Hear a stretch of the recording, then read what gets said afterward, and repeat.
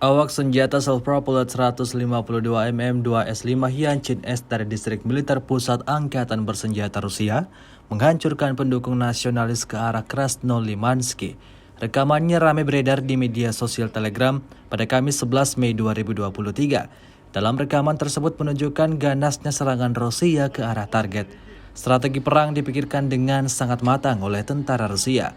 Dapat dilihat dalam rekaman sejumlah prajurit Rusia benar-benar menggila dalam melayangkan serangannya. Beredarnya video ini menuai beragam respon dari warganet. Hari ke-441 Rusia melaporkan secara total 420 pesawat Ukraina, 230 helikopter, 4.062 kendaraan udara tak berawak, 421 sistem rudal anti pesawat dieliminir sejak awal operasi khusus. Sementara itu dari kubu Kiev, Kementerian Pertahanan Ukraina melaporkan 690 prajurit Rusia dieliminir dalam 24 jam terakhir.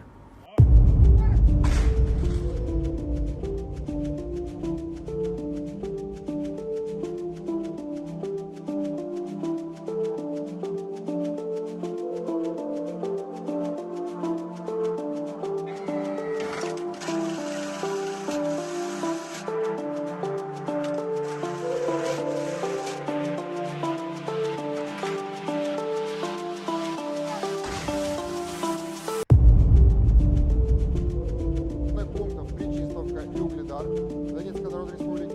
Уничтожены 2 склада артиллерийских боеприпасов 68-й егерской и 72-й механизированной бригады Вооруженных сил Украины. Нанесено поражение 86 подразделений в районах населенных пунктов Владимировка, Кременная Луганской Народной Республики, Табаевка Харьковской области, Никольская Донецкой Народной Республики, Жеребянка